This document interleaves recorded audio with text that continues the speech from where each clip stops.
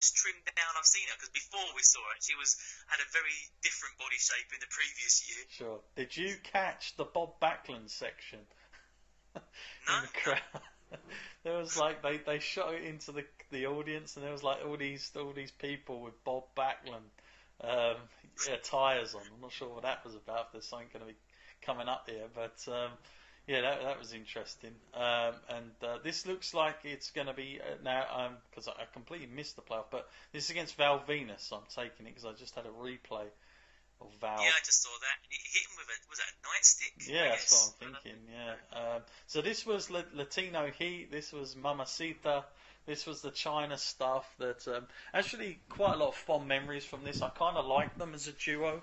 I thought they had some good chemistry because it was like the first time you sort of see China's other side, more feminine side, and sort of like I know they done the whole angle with Mark Henry, but that was a bit goofballish compared to being with Guerrero. But here we go, Matt. We now got Val Venus coming to the ring, and he's been accompanied by Trish Stratus of all people. And again, another kind of thing I did not remember. I mean, I know she was a manager to a lot of people, but I didn't really associate her with Val Venus. No, not at all. I think this.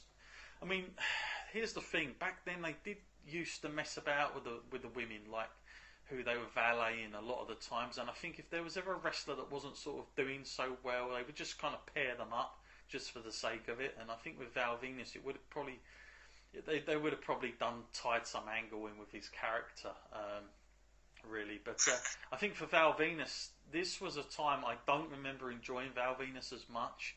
I think that his kind of character was at this point it was getting a little bit stale to what it had been doing, sort of like in the early Attitude kind of part. I think that this was a completely different time. And obviously he's playing pretty much the heel. I can tell that much. Even though Eddie wasn't, sort of strictly speaking, totally babyface, just the stuff he'd done with China kind of was like a little kind of hints of it, I think. So yeah, interesting. This is an interesting matchup between these two guys. And you look at Guerrero here, body shape wise, Matt. I mean, he would change his body quite a lot in his WWE run. You'll notice. I mean, for anybody that's followed Eddie Guerrero, if you look at his very old videos, you can still get it on ECW. Even WCW, he was just a cruiserweight. I mean, nobody looked at Guerrero as being anything more than a cruiserweight. So, he really had he really altered his body to suit the needs and looking in that sort of shape. But even here, Matt, he still looks a lot skinned down than what he would end up being. Yeah, definitely. It's a dramatic change, and I guess maybe it says something about the standards of the WWE and his ambition to reach the top meant that I guess he did have to put on a few pounds, I guess. Yeah, it was cool. See him coming off the side railing bits there. I'm surprised at how aggressive like Val Venus has been in this. I was expecting Eddie to sort of take the initiative here. Yeah, surprising. And again, Eddie Guerrero, he's another person that is. I mean, pretty much all of the Radical guys, in fact, would be suited for King of the Ring. In a lot of ways, they do have that kind of King of the Ring feel about them. So, I think if I was front, I don't know who on earth I was thinking should be winning these ones back then, but Eddie and probably Benoit would definitely be sort of top picks. As an outsider, so there are a few people in this one so far, Matt. That I know that obviously the Benoit thing didn't go down too well, but there are a few people in this that you would say are kind of front runners. At this stage, I don't think it was as clear as what people probably remember it being as, ideally. So, just as a side note, Matt, with China, did she ever get into King of the Ring herself?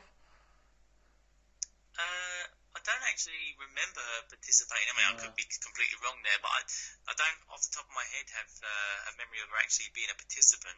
Queen of the Ring, maybe it could have been. Right there, as we see. Love that move there by Guerrero on the submission. Who was going to do a full surfboard on him then? Blimey. Yeah. But that don't look too So, comfortable for Val Venus right there. no, some sort of dragon sleeper, I guess. Mm. It's, the old So, referee there, Tim White, as well. Him a lot in this was you ever a fan retrospective. of Val Venus's character ever at any point? I was during like the early periods. I found it quite funny, and I thought he was it was quite a decent character. But I think it was one of those things that they left it out there for so long that nobody sort of ever come around and sort of tried to enhance it or develop it further. And I think he got kind of left. He kind of got the Godfather treatment in a lot of ways. It was good while it lasted, but it just had nowhere else. Like once the stories had been gone, the particular feuds, I felt like he was going to get stale. And, it's probably why he was working as a heel here in a lot of ways. Because what was his other name? Sean Morley, wasn't it? Under That was Bischoff. it, yeah. Oh my goodness. And of course, he had to go through the like the Godfather did. Right to Censor would pick those guys up. Sure, yeah, that was a death of their characters there. They thought, Yeah. we can't do this anymore, so we'll turn it completely opposite and drop it. Absolutely. Looks like a really jam-packed arena. This one, for sure. I think I did read briefly, and whatever I did was about 17,000 people for this King of the Ring. Trying to think. I mean, this would have been coming off the back of WrestleMania 2000, where Triple H would have come out as the WWF champion, which was sort of unheard of in WWF terms, because it was always the babyface normally that gets the win. But yeah, they did have him coming out, and of course there Yeah, I was mean, that. that was quite an impressive win as well, because straight away, Big Show, dominant force, he was eliminated, wasn't he? Mm-hmm. And then you had the Rock and Sock connection teaming up against him, and he still overcomes him. Yeah.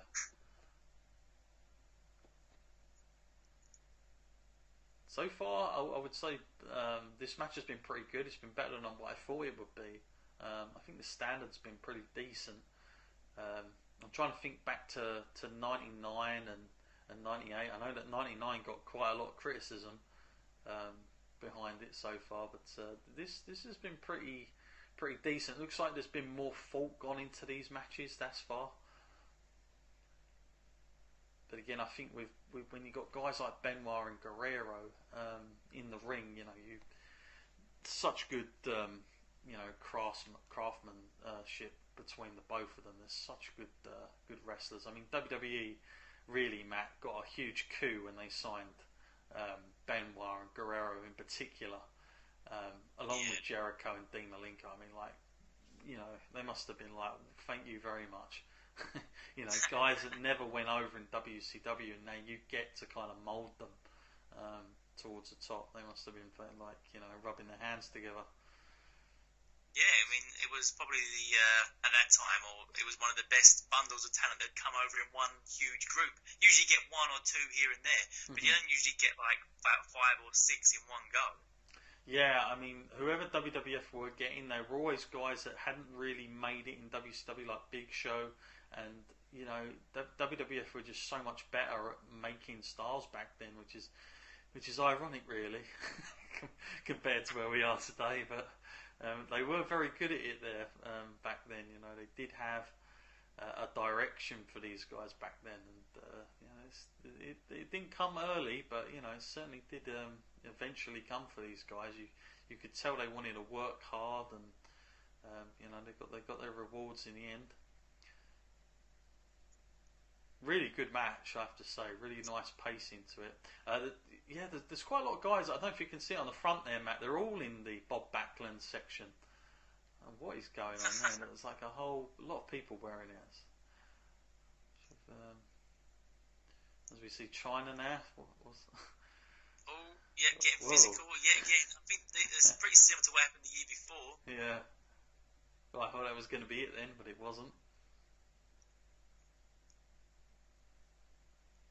Let's go for a suplex. Nice little reversals here. Oh, fisherman suplex. Very nice. Yeah. Oh, I did not expect that. I didn't know that's that considered some sort of finisher. I have no idea, but but good. I always thought it was a splash off the top rope. Yeah, maybe that it wasn't. Man. So it makes a change not to have to go to a finisher to get the win. So yeah, two complete. I would have picked Guerrero in that one if I'm being honest. I would have thought he would have been going over, but nonetheless, what's this going on back here? Pat Patterson. Oh no! Don't tell me he's gonna have to. Why is he looking at dresses? He's not going to be wearing a dress on this night, is he? I got a feeling something's coming up there that that I didn't know about. Um,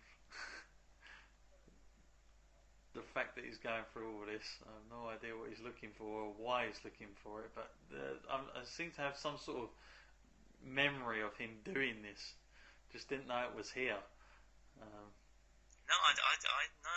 A lot of this is fresh to me now, and it's surprising because these are kind of the things where I thought I'll remember this and that, but just so much of it has left my head now. Mm-hmm. I suppose it's bound to happen after 16 years. Yeah. So the next round we'll see Rikishi and Val Venus. That much we do know. It's kind of nice that they are starting from the quarterfinals at least. So, you know, it did get to the point of where it was at the semis. And there, look at Jonathan Coachman. My God. Yeah. God. It all started, eh?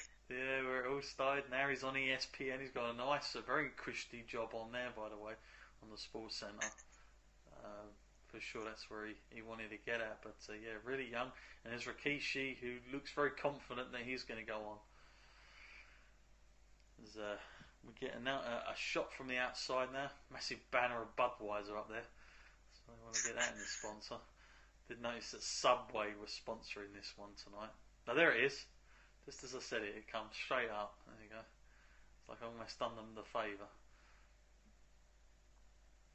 And the King of the Ring, which we are, for everyone that's been listening, we have been going through this whole year of King of the Ring. And here we go, blast from the past, Matt. Crash Holly with the scowls. Oh yeah. I remember that gimmick quite well. You have to be a super heavyweight to fight him, apparently. Yeah, Crash Holly. Was you a fan of the Crash Holly business? You know, the whole Hollies in general when they done that gimmick. Yeah, I did find it quite funny. I thought Crash Holly was funny, and Hardcore Holly was the more serious type. I did think they kind of took it a little too far when they brought in Molly. I mean, got nothing against Molly. I just think like this whole family, how big is it going to get? Yeah. It was like they could have gone. Had about 6, 7 of them. You never know how hard that would have got. Speaking of Bob, there he is. What's all this about? Okay, Gerald Briscoe getting involved there, like a 2x4. Who knows? But this is as it comes up on our screen, Matt, quarter-final match. Here you go, the Ryback of the time. Yeah, Paul Buchanan, who came in, I believe, with the Boss Man. Is that right? I mean, did he start with the Boss Man? Yeah. There was a. Yeah, I think you're right. Yeah, a bit way before it was B Squared. Oh goodness, yes, B Squared. Totally forgot about that. That he had that run in it. But with Paul Buchanan, I never really see anything in him other than just he was going to end up, not really doing a lot. Other than staying in that area, I didn't really see this guy doing too much else when he first came in. I got to be honest with you.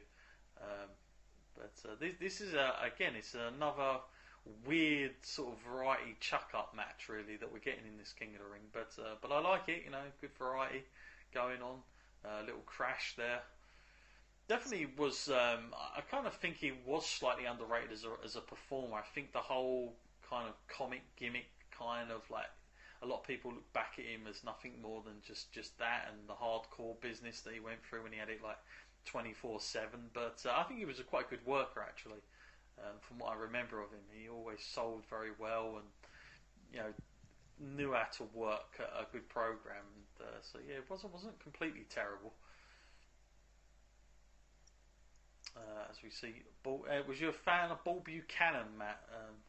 No, I mean I always remember being quite underwhelmed by the guy. There was never anything about him that drew me to him. Mm-hmm. I always thought he was kind of like